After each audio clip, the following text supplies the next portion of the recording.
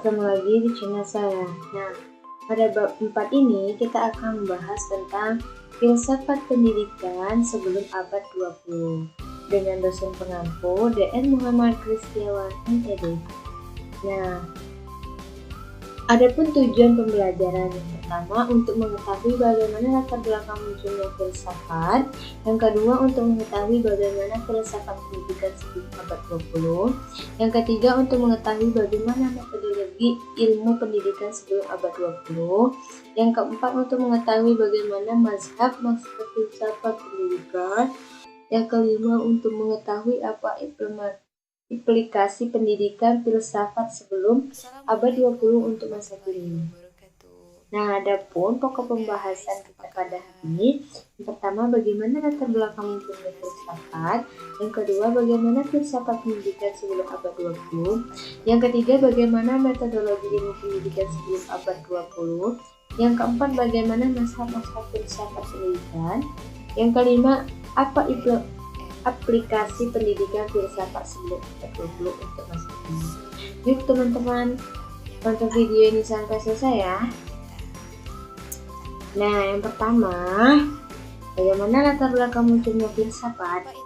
Kegiatan manusia yang memiliki tingkat tertinggi adalah filsafat yang merupakan pengetahuan benar mengenai hakikat segala yang ada sejauh mungkin bagi manusia. Bagian filsafat yang paling mulia adalah filsafat pertama, yaitu pengetahuan kebenaran pertama merupakan sebab dari segala kebenaran.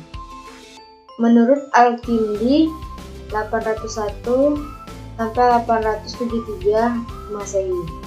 Metode filsafat adalah metode bertanya. Objek formal filsafat adalah rasio yang bertanya dan objek materinya semua yang ada. Nah, selanjutnya, yang kedua, bagaimana filsafat pendidikan sebelum abad 20? Perkembangan filsafat umum berpijak pada pemikiran Wittgenstein tahun 1986. Periode perkembangan filsafat dapat dibagi menjadi 4, yaitu yang pertama, filsafat Yunani, yang kedua, filsafat Hindu, yang ketiga, filsafat Islam, yang keempat, filsafat Eropa atau filsafat modern. Nah, selanjutnya perkembangan filsafat pendidikan. Pengertian filsafat pendidikan. Filsafat pendidikan adalah pelaksanaan penerapan filsafat dan kaidah filsafat dalam bidang pendidikan yang mencerminkan satu segi dari segi pelaksanaan filsafat umum dan menitik beratkan kepada pelaksanaan prinsip-prinsip pada kepercayaan menjadi dasar filsafat umum dalam menyelesaikan masalah-masalah pendidikan secara praktis. Tujuan pemikiran permulaan filsafat pendidikan. Pemikiran permulaan filsafat pendidikan berkembang dalam tingkat humanisme relativistik, humanisme ilmiah, dan humanisme literal. Menurut Arbi tahun 1988 halaman 42-64.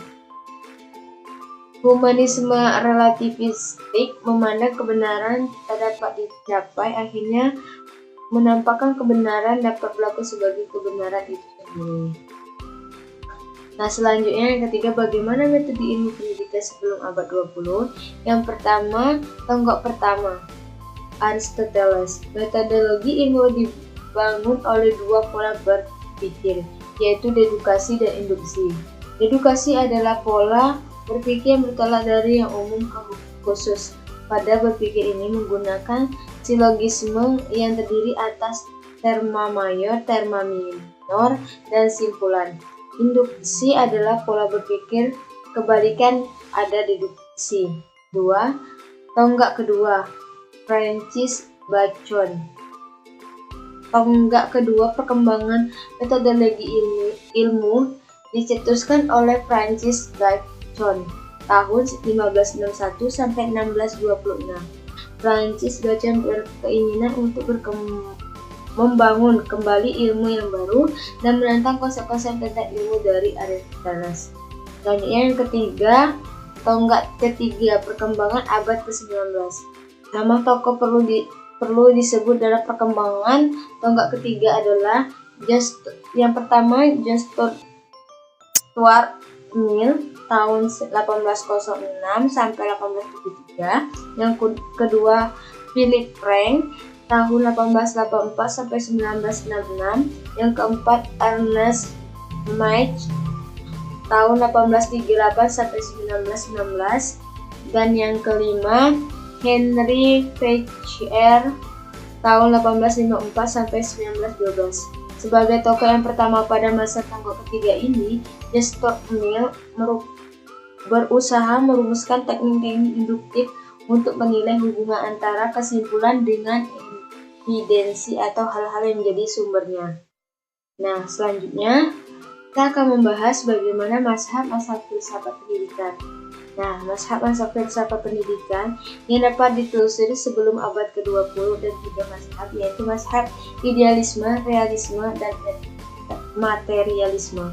Mazhab yang lain kebanyakan tumbuh di akhir abad ke-19 dan berkembang pada abad ke-20, seperti pragmatisme, eksistensialisme, progresivisme, perennialisme, esensialisme, dan rekonstruksionalisme. Nah, yang pertama, mazhab filsafat pendidikan idealisme.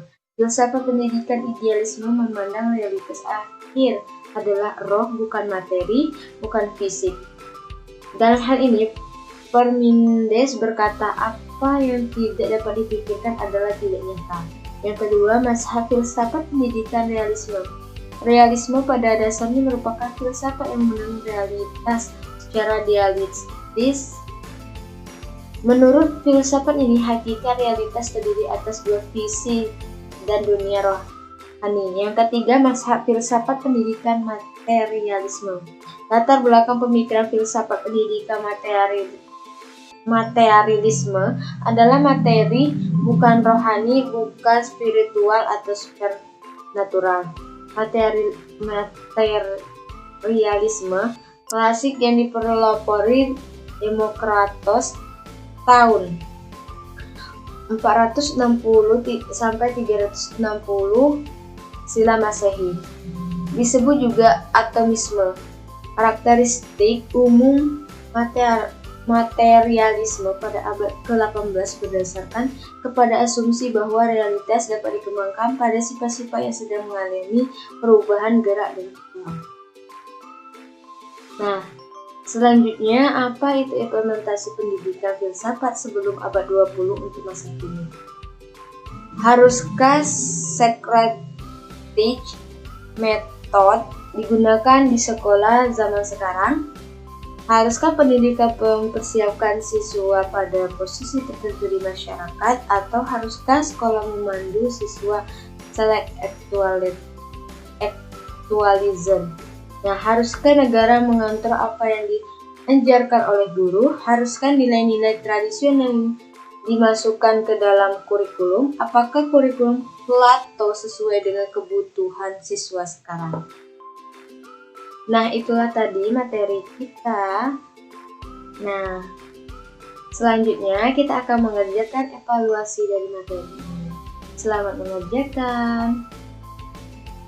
Saya akhiri. Wassalamualaikum warahmatullahi wabarakatuh. Terima kasih. See you next time.